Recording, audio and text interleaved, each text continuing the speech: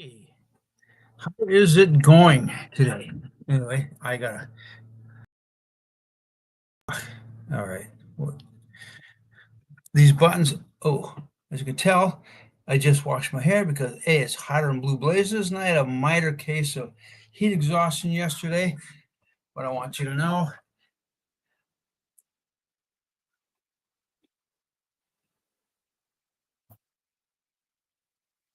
yep, not all wounds are visible.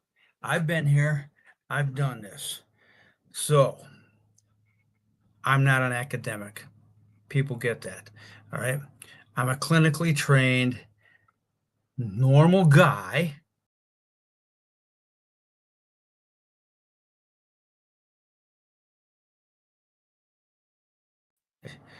Oh, these buttons. Anyways, not an academic. I didn't study trauma and well, I did drug and alcohol abuse counseling. That's what I did in school, and that was at the University of Minnesota some years ago. And I need reading glasses at times to see all the tiny little print on some of these things. All right. Well, here's the thing. So when I'm coming to you as a former carpenter. I've been in, let's see, production and inventory control in one shape, form, or another for over 20 years. I did carpentry for over 20 years. I've done volunteer firefighting, overlapping some of that. And I've worked with animals. I did a year at an equestrian center and a couple of different stints on dairy farms. So, and I've done painting, which is construction. But that's for the most part my career history. So I can't come to you as an academic and try to be that. What I'm bringing to you is those things I've learned by experience. I have a friend in Canada, and he would say, okay, intermittent connection issues. All right, well, cool. If it happens, it happens. In any event, I bring to you life as I experienced it. So I experienced trauma. I've said that before. In fact, I've probably got that slide up here. Let's see if I can call that up. Okay.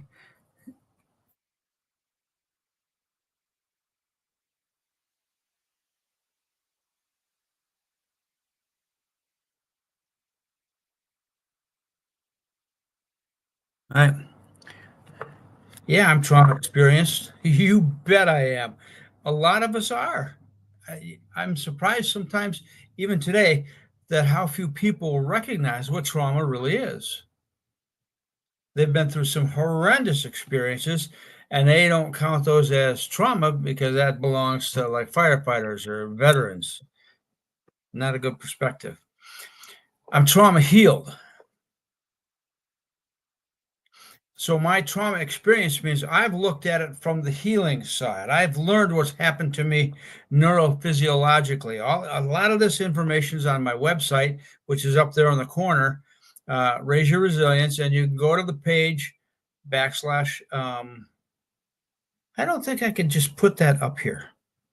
I don't think, even though there's a little edit button. Right. Anyway, raiseyourresilience.com backslash the information that in-formed us. That's most of the books I've read. I've still got several to put on there. It does include studies. It does not include this one, which I just finished reading about the cell danger response.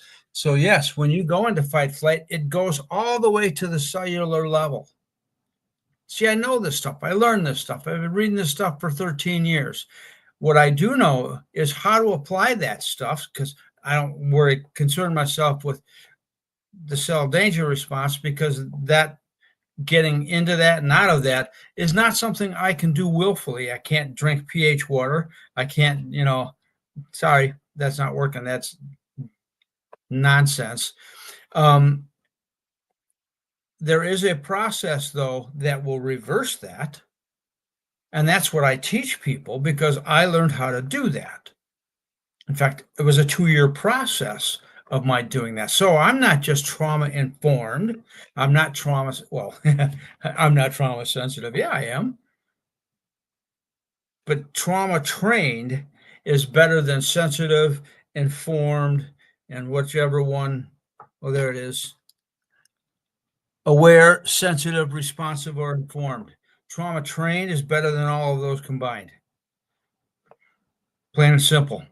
I learned how to do it in a clinical setting and turn that into my program. There you have it. I present academic stuff, but I will not say, I might even say it with salty language, because that's the language for the people that I speak to. That's the language we speak. I try to hide that because I'm not trying to be an academic. I'm not trying to be a doctor. I prefer the word guide for the work that I do. And you know what? You can't go to school and learn how to be a guide. You got to be with another guide who'll show you how. He'll show you, because you have to learn the terrain. You can't do that in a classroom. Your feet have to have boots on, and you have to be on the ground. You have to be going into the woods and on the rivers, through the rivers, over the rivers, climbing the rocks, climbing down the rocks, sometimes with that canoe and that backpack on your back. So we're talking close to 100 and some odd pounds, climbing a hill and then climbing down the hill on perhaps a rainy day. Yippers, that's how you learn to be a guide. You go out with one and you learn how to perhaps use a flint and a striker to start that fire under the canoe with because you're under the canoe because it's raining outside. So you got to be there with your little tiny pile of stuff, or you make some kind of little fire starters. And I like to say, when this thing is finally not in use, but I don't see that day for a long time, but something about this size. Okay, it's a little tiny thing's got my page markers on it. But if this were empty, I could fill this with, let's say, lint from my dryer, and then I could put wax in there and shave it off with a little bit of a wick. I can close that right up, put that in the baggie, toss that into my backpack when I go camping, so that when I'm under the canoe, and I've maybe taken my nice little knife here and made a feather stick. All right, I've made my feather stick, and I might have some little tiny shavings.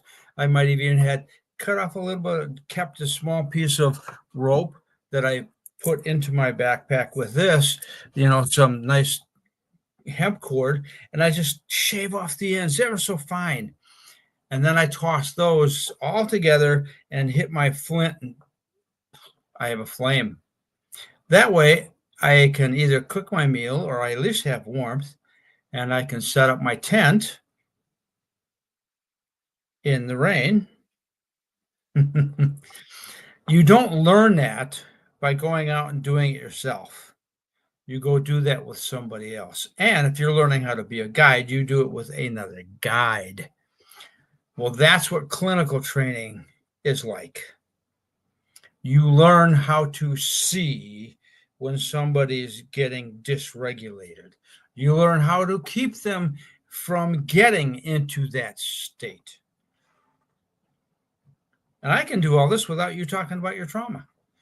But it took me 2 years. So I had to do all kinds of reading, all kinds of writing. I had to do all this clinical work for 2 years, all supervised.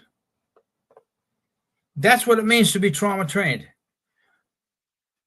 And in the application of all that stuff, guess what happens? It's not that I healed in those 2 years, even a year. Oh, no. Oh, no. That does not happen. That took me 7 years, but I built a foundation. Because trauma healing is not meant to be a lifetime imprisonment. That's not the case. You are meant to live. You're meant to be healthy and experience growth. And you can.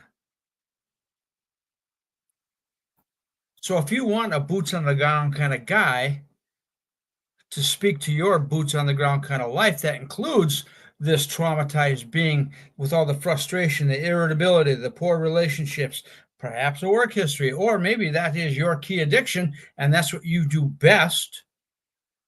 And that's what you devote all your time to, so forth and so on. When that happens, okay, we need to learn some lessons, don't we?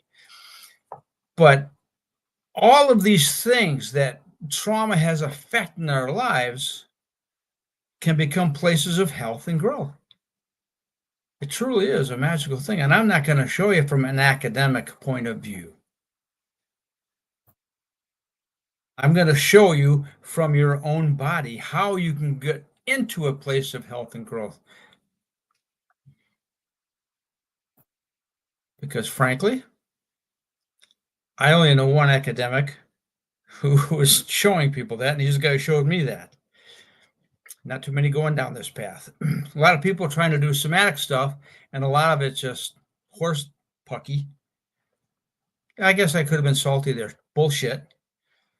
I'm not afraid to call the elephant in the room an elephant and say there's an elephant in the room and then shoot it. Because then you got to clean it up. Or, okay, let's take the end wall out and get this elephant out of our room and then clean up the mess and rebuild the wall so we can have our conversation. Because there's a lot of somatics. You can't biohack your autonomic nervous system. That is a lie. It's like thinking you can adjust your pH with drinks. That is not true. Your pH window autonomically is like, just so you can see that, like that.